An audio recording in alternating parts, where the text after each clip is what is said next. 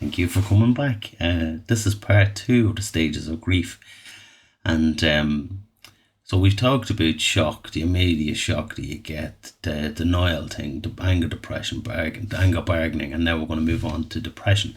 So through the normal, natural process of someone grieving, they experience a very low mood, a very depressed state, and they just can't seem to come out of it.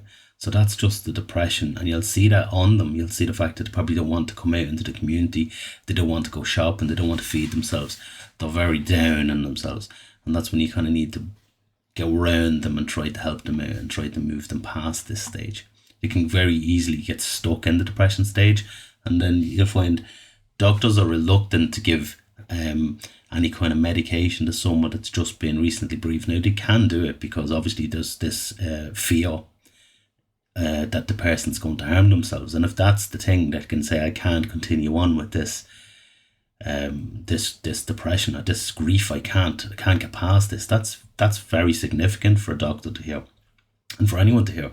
So is a doctor going to make a judgment call here and say, well, if I give them nothing, they have to move through the process naturally, and potentially then that person could end their life, or I'm going to give them some kind of assistance.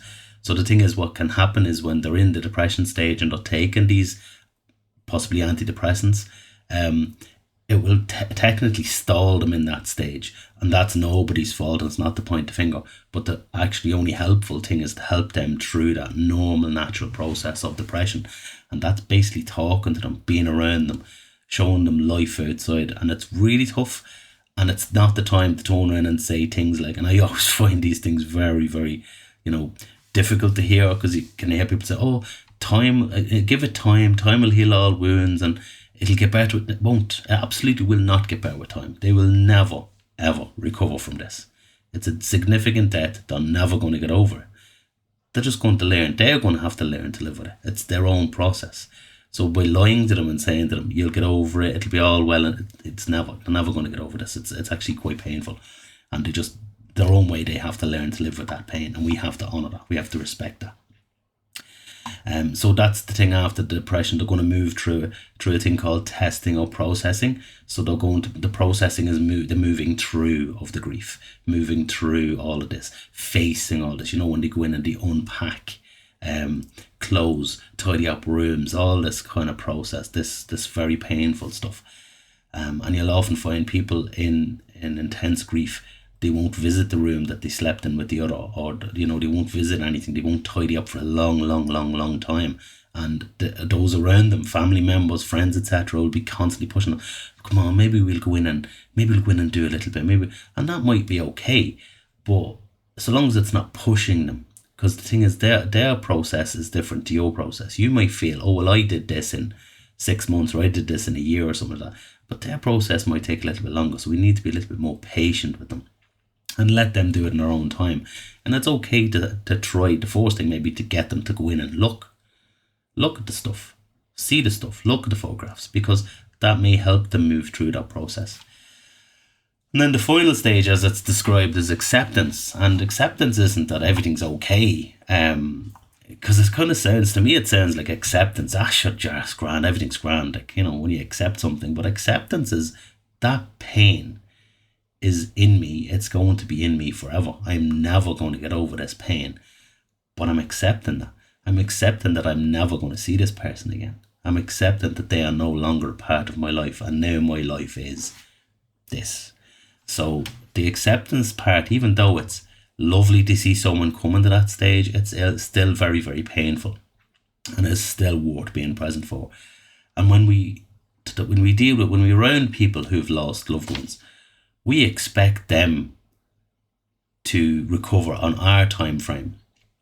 I recently lost a friend, and I think it was 3 days 3 days after she died. Another friend of mine contacted me and said, she should be over that by now. So that's the thing. It's not your process, it's mine. It's how I move through stuff, and it's very important to do this. So if we go through each of them and say, so we're talking about denial. I've been in situations, and denial is so real as well, because you go to a person.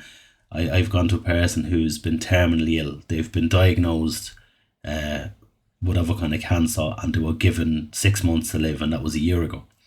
And for that time frame, they've been intense as a person dying. They've been in incredible pain.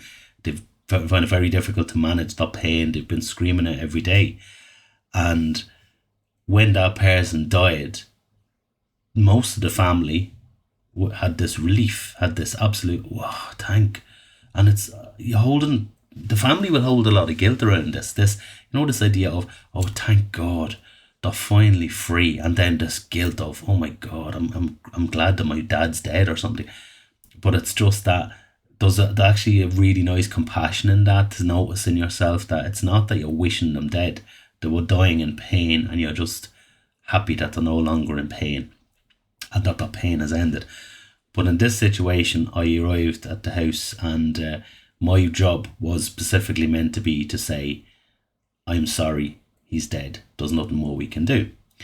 But the wife asked to continue working on the patient, and obviously you can't stop if someone asks. But we went in and realised there's nothing here we can work with. We tried our best. And a daughter approached me and said, listen, could you just stop? Please just stop. And as it turned out, there was no sign of life. There was nothing salvageable here. But I still had to be very gentle, even though everybody in the family expected this person, this father, this loved individual to die, and were essentially, most of them were kind of relieved that the suffering was over. There was one that was just in denial, could not accept that this person that they loved so much had gone. And it's very easy, I suppose, to turn around and say, and look at it clinically and say, but sure, they were told, a year ago that they'd 6 months to live. She didn't get 6 months out of it. The really cold part of us could very easily say that, or maybe we could think it, or maybe we could, what are they getting on with? But the very real sad, this is what's really happening here. This person loved this man who died, absolutely adored him, and could not see her life or her world without him in it, and refused to allow him to go, refused to allow him to leave her. And that's a very real story of what it is to lose someone. And that's the power of denial. Denial can be so intensely powerful. In situations where we walk in, and if you're around a situation where someone has died in front of you, and the anger piece can be quite uncomfortable for us, because we haven't resolved our own personal issues, our own values, our own beliefs around anger, our own fears. People expressing anger can be quite difficult. But the anger I've been in situations where the anger has got so so out of hand. I've had to lock myself away in a room to hide from being absolutely killed. So that's the reality of it. Like, the anger is not rational. It's just outward. It's an outburst, and it's absolute, this unbelievably uncontrollable grief reaction. And it's not the person's fault. It's not up to us to turn around and say something like, listen, me, you need to cop on and calm yourself. All right, there's other people here. We need to go. All right, I'm sorry for your loss. Leave them with that pain. Leave them to walk through that thing.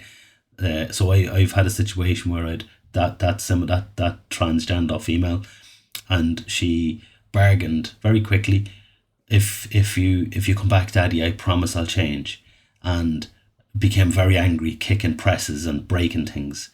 And another person came in and was like, oh, and I said, leave her. She needs to vent.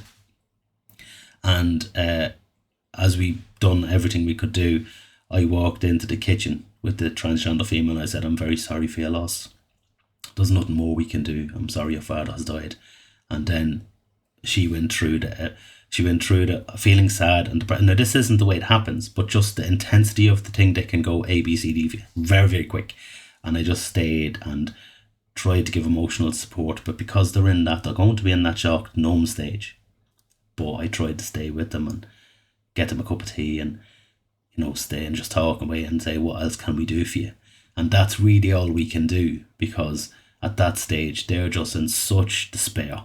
They don't really need anything else, only just to be allowed to feel. And if that feeling is rage, anger, sadness, depression, that's right for them. And it's, please try not to stop that. Let that out, let that happen.